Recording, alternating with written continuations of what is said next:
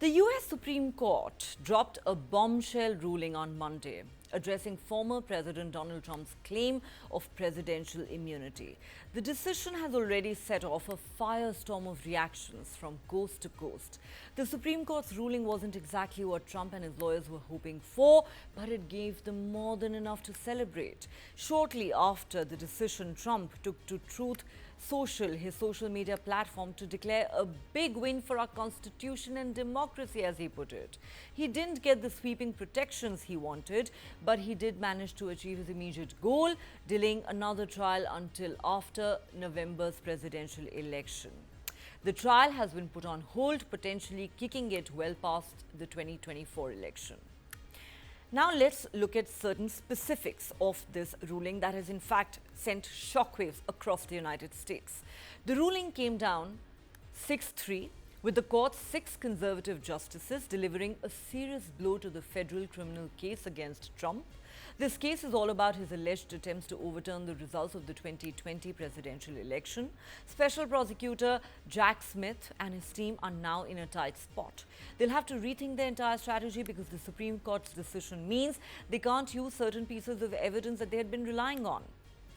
And this is what you cannot ignore. The court said Trump has total immunity for official acts that he performed as president, especially those tied to his core constitutional duties. This includes his communications with Department of Justice officials about election fraud allegations. In essence, that part of the indictment against Trump is now dead in the water.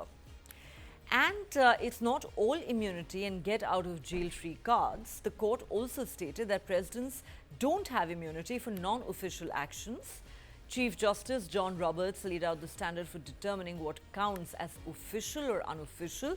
This is huge because it directly impacts Trump's attempts to pressure Vice President Mike Pence not to certify Joe Biden's election victory. According to the ruling, these are the kind of official actions that are subject to a higher standard of legal review. Then there is the infamous 6th January case. Trump's statements on that day, which allegedly incited the Capitol Hill attack, could also be considered as official actions. This makes it tougher for prosecutors to bring a case against him. Roberts went even further, saying that testimony or private records from the president or his advisors are off limits in court. This dramatically narrows the scope of evidence that prosecutors can use. Trump's legal team is definitely celebrating, but not everyone is thrilled.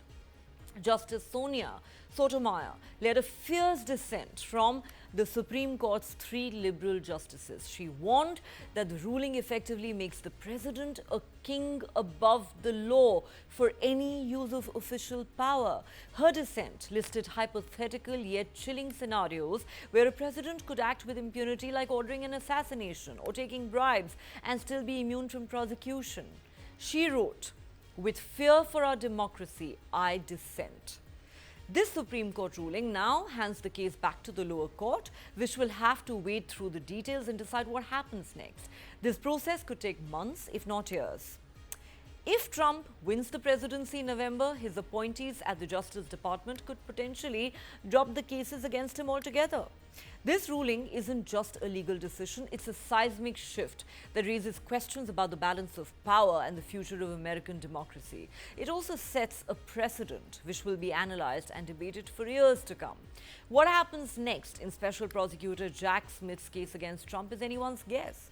We could see written arguments, witness testimonies, and evidence presented before U.S. District Judge Tanya Chutkan in Washington, D.C., or we might see more appeals and delays pushing the trial even further down the road. To sum it up, the Supreme Court's ruling has left us with more questions than answers. It's a complex, multifaceted decision that will have lasting implications and, well, critics certainly say, very dangerous ones.